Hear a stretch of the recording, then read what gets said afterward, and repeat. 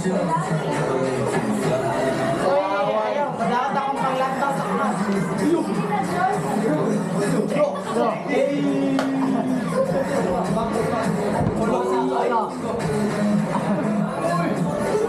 Wala na, din ako na nag-check mo.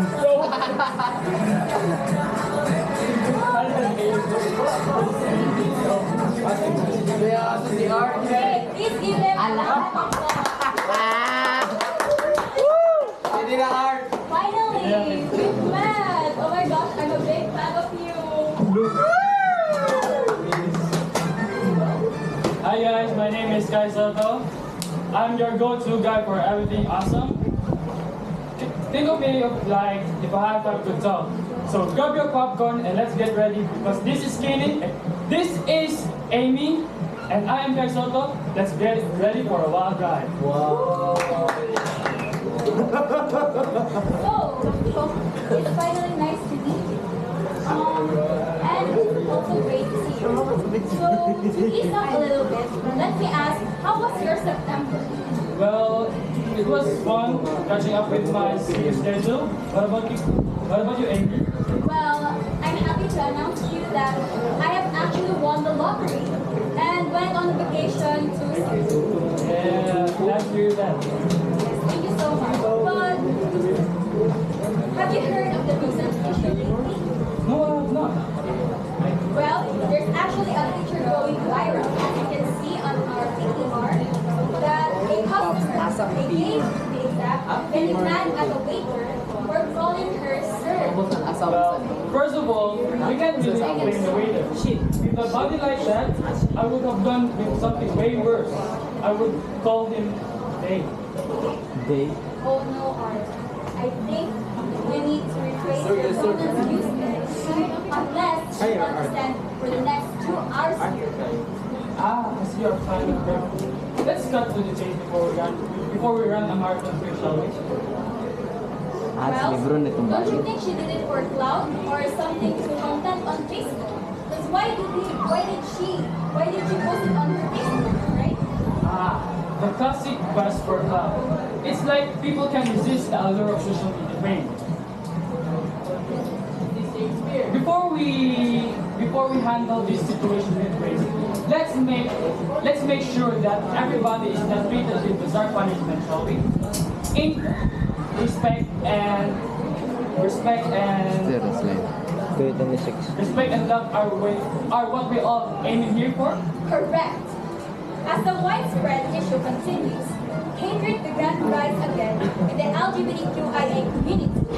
Although it seems the vast majority of the community deem the punishment as unfit. But whether it is for the spotlight or not, the entire issue highlights the problem that has been ongoing and that we need to talk about here right now. Well, speaking of stories, we've got someone here who got a first hand of this kind of situation. Oh no. Let's welcome our guest.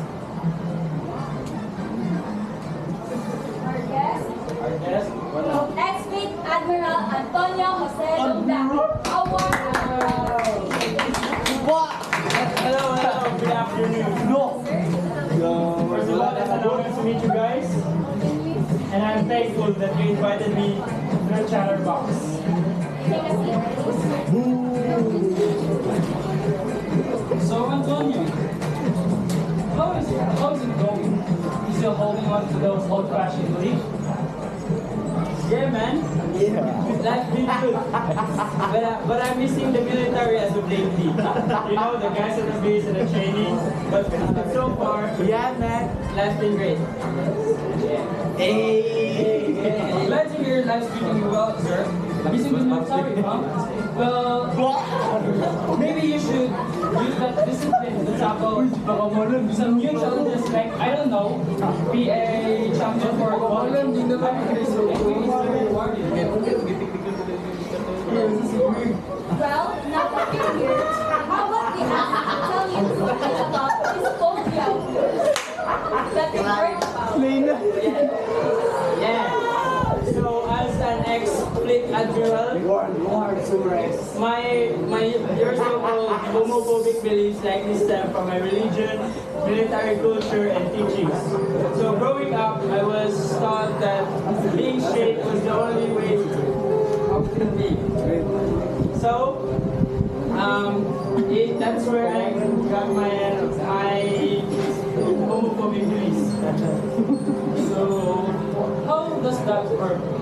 Did you experience any harassment? Something like that? An experience. Let me think about it. There's this one time I went into a local bar, just unwind after a long day of work. I went in and I bought a beer. So I noticed a group of guys laughing while looking at me, and then there is this one guy, a tall guy with sleek hair, come over and lean in too close. So he commented about me being out of place. So I'm trying to stay calm, saying I'm just here for a drink. And then his hands brushed up to my shoulder. And my discomfort grew, and I told him to back off.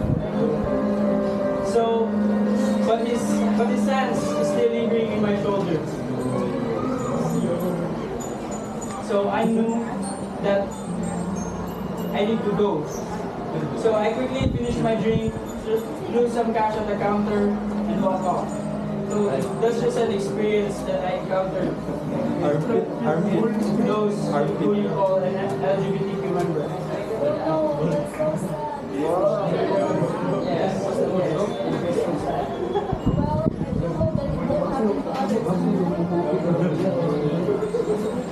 Now that we've heard Mr. Antonio's side, let us welcome another special guest.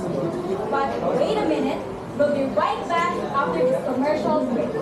This is the Champions. Wow! Ano siya? Wala mo kayo kaon. Gutom ko pa ba?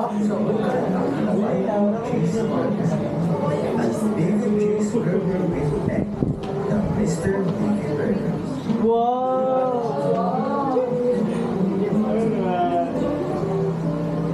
Tuloy ka, pag-shoot pa ka muna.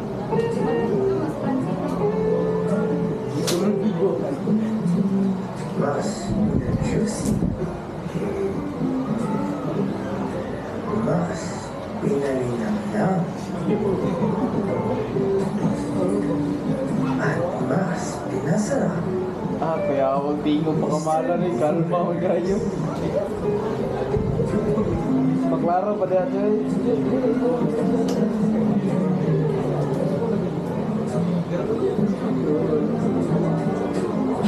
Sa halagang 36 pesos lang.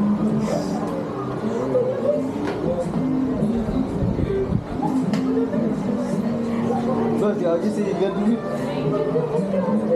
Lalu. Alright, welcome back. Let's cut to the chase. Let's cut to the chase. We brought you here to talk about an issue that's been throwing our societal balance out of the whack. We're hoping that this chat goes smoothly, especially since our concerts are on stage. So let's get to it. Now, to flip the coin and hear the other side of this wild tale, let us give a thunderous round of applause to the unforgettable megastar, LeBron James!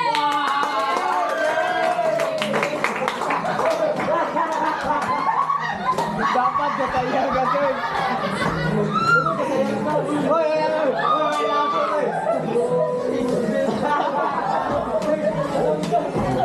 Thank you so much. LeBron James.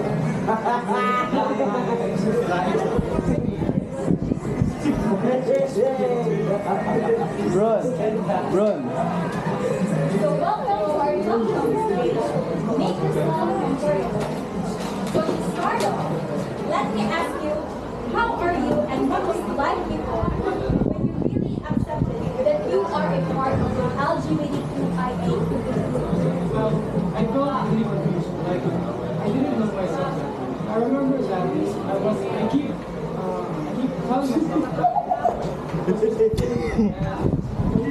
Students will get stick around, but it really did. It was a concert from that. Before we ask who you are today, let us ask you what made you into being you today. Well, it's simple. It's life's journey, and it's challenges and self-esteem. Well, how did you and your family, as well as the environment, receive the news? Oh, they reacted really nicely. She was expressed that Philippine hospital. My dad couldn't even believe his own eyes. My mother blamed the devil when I told her I was.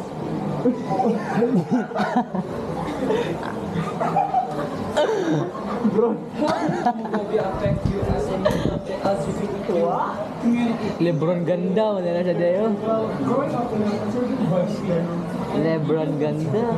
even conservative, coming out as gay Ano? really led to my parents, especially my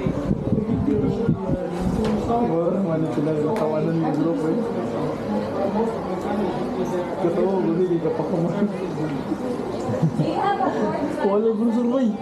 knowing that your environment is against your just really sad.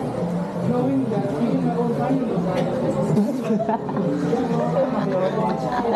Abi, wala na background Joy. Kagwapa ba, oy? it was a long process and it did require a lot of effort. And honestly, that made really empowering. So how can we educate our audiences that are here today about the homophobia, the LGBT issues, and as well as the acceptance of the community? Well, we could educate the community where it started, and that is simple. I'm not pushing any LGBTQIA plus propaganda into the kids. What I'm saying is to educate them so they can be aware and they can foster acceptance and understanding of their issues. Here's a $1,000,000 question. How can communities work together to accept those who are in the LGBTQ plus community? Well, as part of the community, the best advice on how to do it is education, education, education. Educating the community is the main solution. Educating them to eliminate the myths and Katawa, makamalan. Or that's a good idea. Osmond, Because Osmond. there is a change of heart during the discussion Ay, dili mo mag-narration? of it. I'm intrigued. Nalagyan mo script. So you narrate this way. Ah, dara yan. Do you think your homophobic beliefs are due to the societal pressures and telling us our supposed roles in society and cultural norms? Homophobic yun mo. Yeah, man. Ayan. So, as an ex-natural, so my homophobic mentality did not stem from peer pressure, but more on my beliefs and the culture where I grew up with. So the military environment really emphasizes conformity and reject anything that beyond the heterosexual norms. That's what shaped my perspective. Then what are the psychological and social factors that contribute to the development of your homophobic belief? So there are a lot of factors that stem from my beliefs. One of them are religion, then culture and teachings, especially the ideological teachings like religion. So, alright. After hearing from our beloved ungovocable superstar, LeBron James, who is by the way as noticed as does her insight shift your perspective on the LGBTQIA plus community in any way? Just curious if she's managed to convince you. So, that was an interesting story from the perspective of an LGBTQIA. But I respect her life, I respect the way she lived, but it is hard for me to accept because of the strong roots of my religion and my teachings when I grow up. So, in other words, we can't really blame Sir Antonio for his beliefs since that's where he grew up. But I do hope that as much as you are allergic to the community, I hope you respect and also stay from Absolutely, and stay. So let's keep the conversation going. Let's keep the recipe going. And most importantly, let's keep challenging ourselves to grow. And this is Jamie State. And this is Guy Soto. This is the Chatterbox. Stay awesome and positive.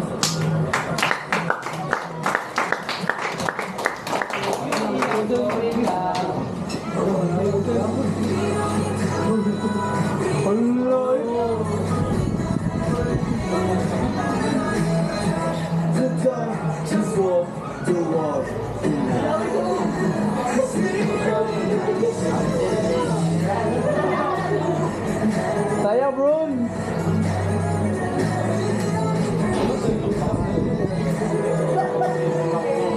Bro, apa nih bro?